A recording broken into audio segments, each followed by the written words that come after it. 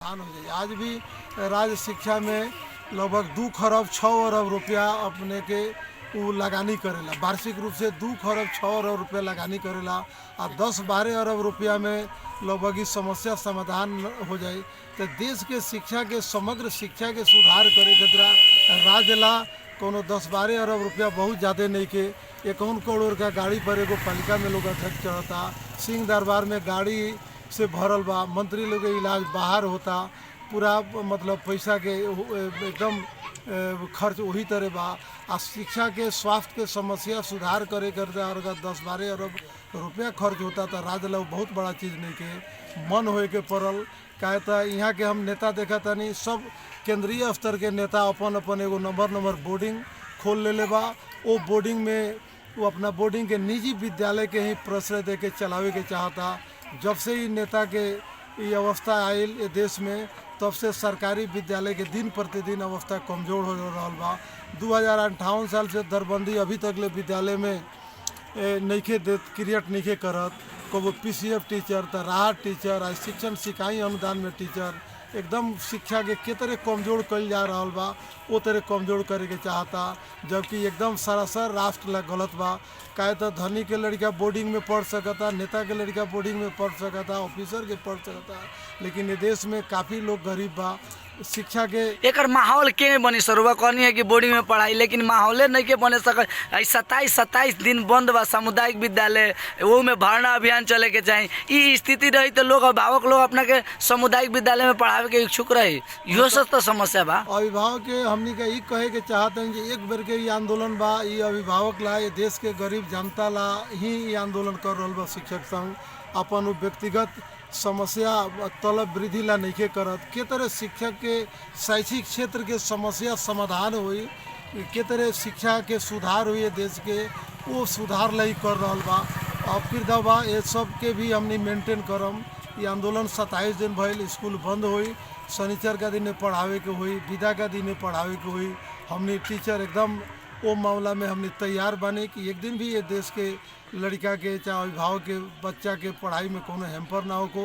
ये राज्य से कितने समस्या समाधान हो जाओ कि बिहान के दिन से स्कूल के जन समस्या सब ये हो रहा जाओ, आप सबकर लड़का के पढ़ाई की अवस्था ठीक ठाक हो जाओ। कहते पालिका में ही शिक्षा दे दिले बा। आज पालिका के ई राज्य का अपना संघीय सरकार के लेवे के चाहिए। 753 गो पालिका बा तो कहीं देखता है जे कोनो पालिका निमन करता तो कहीं बजटे नहीं के।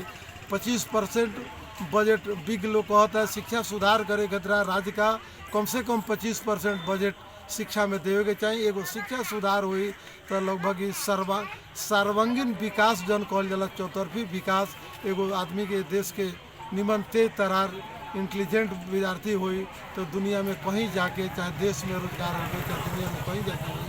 वही से शिक्षा में ध्यान देवे के पड़ल। और राज्य से हमने के आग्रह बा कि समस्या के समाधान करके जल्द से जल्द स्कूल के खोले के वातावरण सर्वोच्च अदालत भी कह दिले बा। ये 3 दिन में सरकार पर दबाव बनैले बा। ये 3 दिन का भीतर में ही वातावरण तैयार करे के पड़ल। वही से राज्य का गंभीरता से लेवे के चाहिए। लेकिन ये सरकार जौन बा एगो निरंकुश सरकार बा, ये पंचायती शैली के सरकार बा, राणाकालीन सरकार बा। डेमोक्रेसी में आज स्विट्जरलैंड देश बा जहाँ 50,000 लोग रोड पर चल जाला तो सरकार का बात ओकरा के माने के पड़ेला, सुने के पड़ेला। लेकिन आज लाखों के संख्या में रोड पर माइती घर मंडला से बानेश्वर तक ले रोज टीचर जाता। एगो बौद्धिक वर्ग देश के आंदोलन में बा, फिर भी सरकार नहीं के सुनत। उसे हम जोरदार एगो अपील करे के चाहतनी कि जल्द से जल्द सुनो, ना तो ये देश में टीचर डेमोक्रेसी ले आवे के हो, देश के कोनो परिवर्तन के हो, सामाजिक परिवर्तन हो, राजनीतिक परिवर्तन हो, आर्थिक परिवर्तन हो। टीचर पढ़ल लिखल जमात के भूमिका बहुत महत्वपूर्ण रहल बा। वही से शिक्षक के समस्या समाधान करके शिक्षा क्षेत्र के विकास करे खतरा जल्द से जल्द हम सरकार से कहतनी कि ये समस्या के समाधान करो, ना तो अभियान के स्थिति में ये अवस्था रही तो शैक्षिक क्षेत्र अस्त व्यस्त हो जाए।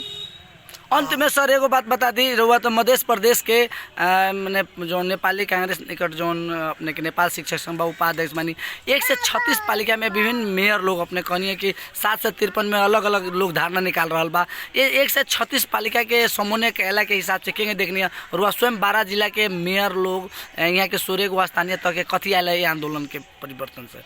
कुछ लोग अपने लोग पर दबाव बनल बा कि ना केंगे बा? यहाँ से दबाव नहीं बनैले लोग, कुछ लोग हमनी के समर्थन ही जनैले बा जे ठीक बा अपने लोगन के समस्या। कितना पालिका में तो शिक्षक के तलब ना देम कह के पालिका के सूचना तक लायल बा। परसे जिला में अपने के ऐसा बात आयल बा, महोत्तरी में ऐसा बात आयल बा, स्वयं बहुते पालिका सब में ऐसा बा। करेला ये लोग का तो बुझाता है हमनियों का सरकार है, राजा लेखन लोग कहेला जो हम रजे हैं सरकार हैं, लेकिन वो कैला से कुछो ना होई। कोई हम टीचर से कहता नहीं, कोई डेरा लगे अपने के शिक्षक लोग के आश्वासन देवे के चाह रहे लोग तो नेतृत्वदायी पंक्ति पर बाड़ी, भूमिका पर बाड़ी। जैसे कोई डेरेला के भय से जरूरी नहीं के केकरो से कुछो ना होई। हमनी के पेशागत हक हित के मतलब लड़ाई है, ये लड़ाई में लागे के पड़ी।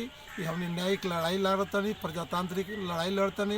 ये संवैधानिक व्यवस्था बा, 2072 के संविधान में भी व्यवस्था बा जे कोनो पेशा संघ संगठन खोले के अधिकार बा। अपना हक हित के ला शांतिपूर्ण आंदोलन करे के, धरना देवे के, जुलूस करे के, अनशन करे के अधिकार बा। वो अधिकार के तहत हमने अब लड़ाई लड़ रहा बानी। कहीं केकरो से भयभीत भैला के डेढ़ेला के कोई जो जरूरी नहीं के। शिक्षक महासंघ सारा जिम्मेवारी के ले ले बा, केकरो साथे केहू कुछो ना करे सकी। वही से हमार अंत में का कहे के चाहम सर, हमनी के अब बड़ी व्यस्त बने रहो, अंत में का कहे के चाहम, का संदेश दें? चाहते हैं जो सरकार अगर सूझबूझ वाला बा, वो अगर मतलब एक चीज़ के गंभीरता से ले, जल्दी से जल्दी शिक्षक के जन समस्या बा एक के समाधान करो। शिक्षक इस विद्यालय खोले के वातावरण तैयार करो। कहे तो बैसाख है, भरना अभियान बा, भरना अभियान के टाइम बा, 12 क्लास के परीक्षा प्रभावित बा। ऐसे के तरह शैक्षिक समस्या समाधान हो, जल्द से जल्द हम समाधान करे के मतलब सरकार से आग्रह करता नहीं जे मतलब समाधान करो। इतना व्यस्त के बाद समय दिली सर, बहुत बहुत धन्यवाद। धन्यवाद अपने के भी हमरा के एगो मौका देनी, ऐसे 2 शब्द लेनी, एकरा ला भी अपने के भी अजय जी पूरा मतलब धन्यवाद। धन्यवाद है तो हम अजय वियोगी विदा के चाहम। नमस्कार, प्रणाम, जय गढ़ी, जय राष्ट्र, जय जनता।